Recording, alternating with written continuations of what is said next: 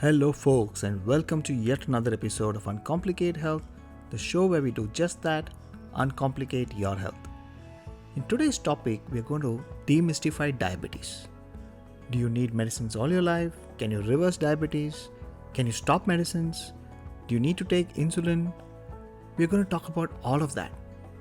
But before we start talking about what diabetes is, let's try and understand how the body works when it comes to taking energy from food and spending it. And once we understand that, understanding diabetes will become a breeze.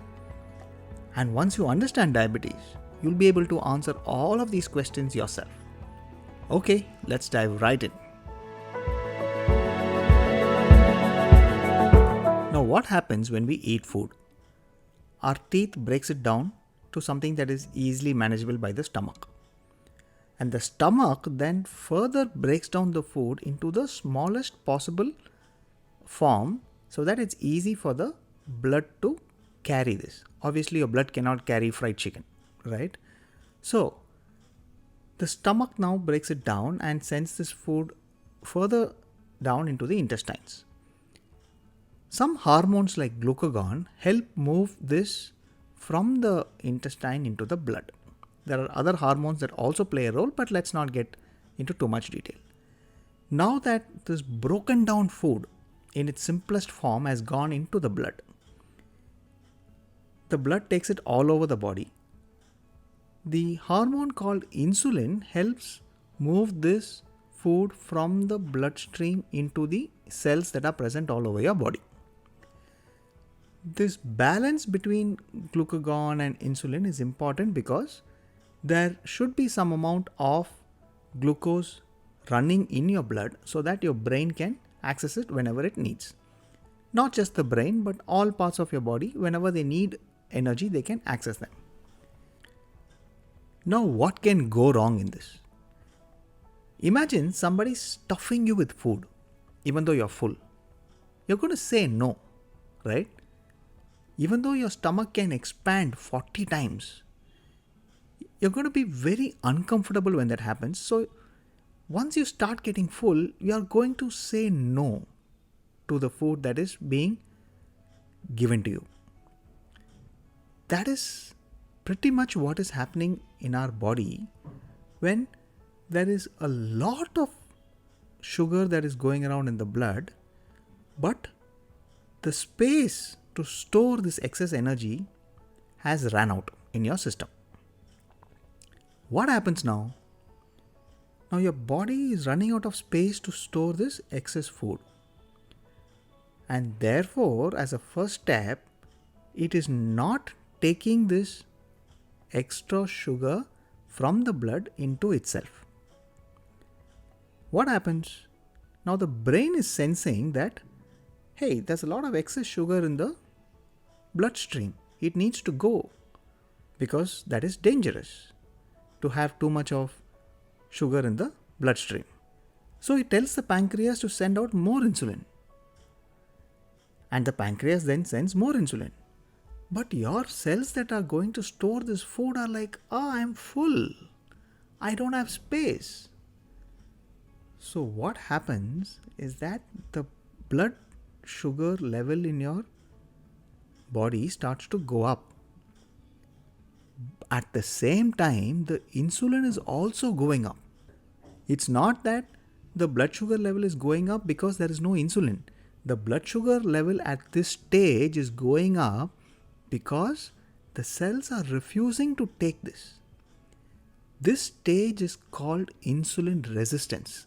So for most people who have been diagnosed with prediabetes, or even for a lot of them who have been diagnosed with diabetes, the insulin levels are not yet depleted, which means the pancreas is still capable of making insulin. But your body's storage cells, which take in this extra sugar, are refusing to take them. This is very important to understand because what we try and do when we are diagnosed with prediabetes is that sometimes we use medicines to reduce this insulin resistance and send the sugar from the blood to the cells. Now, this may seem to be the right thing to do, but remember that we are only looking at it from a very simplistic view, because what we are measuring is only the blood sugar. We take medicines to send the sugar out of the blood and we are happy. But where will this go? It is not like this excess sugar is coming out of the system. It is going from the bloodstream somewhere else. Now, this is the analogy of this force feeding. We are now shoving food down the cells, and when it says no, we are giving medicines and shoving even more food. Now, why is this important to understand? When your blood sugar levels start to go up and you've been diagnosed with prediabetes, the root cause here is not the lack of insulin. Technically, you're not even prediabetes. Technically, your body is telling you that I don't have space to store extra sugar. So please stop sending so much sugar into the body rather than sending the same amount of sugar and taking medicines to push the sugar from the blood into the cells. And then being happy that, oh, my blood sugar is normal. Yes, your blood sugar is normal, but that food is now being stored when it can't. Now, what happens when this phenomenon continues? Your brain is now sensing that there is too much sugar in the blood, and so it sends in more insulin, and your pancreas is now being squeezed. It's squeezed and all the insulin is being sucked out of the pancreas. After a point of time, it's going to be tired and slowly it will stop producing as much insulin as you require. Now, this is what happens in diabetes. In the beginning stages, the pancreas is happy to oblige to the brain and send in more insulin, because as far as the brain is concerned, there is too much sugar in the blood, which is dangerous because it can cause heart attacks and kidney problems and a whole lot of other things. So it wants to send the sugar from the blood into the cells to store it. But now your cells are full and they don't have space and they are resisting this extra food, and so your body produces more insulin. And then when that is not enough, we take medicines and keep this cycle, this vicious cycle going. So now let's come to, can we reverse diabetes? Do we need to take medicines all our lives? Do we need to take insulin? So, first thing, can we reverse diabetes? Now, if you've been diagnosed with diabetes or even pre-diabetes, it's very unlikely that you've been prescribed a test called insulin levels in the blood. I do it for all of my patients, and it really helps them understand the progression of the disease and gives them more motivation to reverse it. So the first thing, in my opinion, that you should be doing is getting your blood insulin level tested, both while you're fasting and 1.5 hours after you have a meal. If the results of that are either normal or high, now you know that your pancreas is not yet damaged. If your pancreas is not yet damaged, which means that insulin from the pancreas is coming sufficiently, then there is every possibility that you can reverse your diabetes if you take the right steps.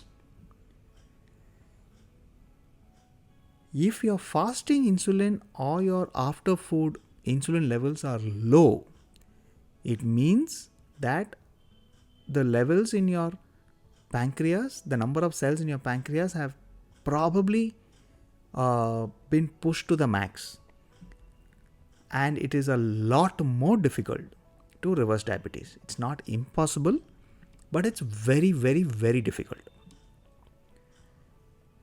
So this blood test will give you a reasonable idea on whether you should be considering reversing your disease and therefore not taking medicines all your lives, or if that's going to be a long and hard journey. If your fasting sugar levels are normal or high, it means that your pancreas is not at fault. Your pancreas is still able to generate enough and more insulin that your body needs. It means your cells are resisting taking this excess energy. What do we do about this? Now, when you have excess sugar in the blood, the cells that take this are usually around our abdomen. This is called central obesity because that's where a lot of our fat goes and sits. The fat cells are located maximum in that region. So all this excess energy is stored as fat to be used at a later date. But since we are not using at a later date, since we are only accumulating fat, that part of the body gets tired. And it started resisting initially, but we didn't listen, and this vicious cycle is continuing. So how do we break this cycle? The first step is to take charge of your lifestyle and lose that fat. What happens when you lose that fat? You're making space for this excess blood sugar to go and sit in the cells when the cells are empty. But we have to make the cells empty first. For that to happen, we need to use this fat as our energy source. For that to happen, we need to be eating lesser than what we are spending so that the body can burn that fat and convert that into glucose and use that for the body's energy needs. When that happens, you will lose weight. And when you start losing weight, all that excess fat cells burn up and take care of your energy needs, and you open up that space for blood sugar to go and sit if there is excess. And when that happens, your body cells will no longer fight to stop the sugar from the blood from coming into them, and effectively you would have reversed diabetes. Simple. I wanted you to have an idea about what is happening in the body when we eat and how this insulin and glucagon are coming in, and the concept of insulin resistance, and this extra blood test that will go a long way in helping you understand if you can reverse diabetes or not. So, we spoke about how when you eat, the hormone helps move this broken down food from the intestines to the blood, and how this hormone insulin helps move the food from the blood into the cells. And we spoke about why insulin resistance happens, and then we spoke about this blood test called blood insulin levels, both fasting and after food, that will help us understand how easy will it be to reverse our diabetes stage. And then we spoke about if the levels are normal, what we can do to reverse diabetes. And for some of us, if we have gone past the stage where we are at insulin resistance and now there is insufficient insulin coming from the pancreas, then yes, it is going to be a lot more difficult to reverse diabetes. We'll talk about how to manage diabetes when you can't reverse it in a different episode. But that's it from me for this episode. I hope you enjoyed it. I hope you have a reasonable understanding of whether you can reverse your diabetes or not. And I will come back in another episode and uncomplicate another area of health for you. Till that, it's me, Dr. Wasim, signing off. Goodbye.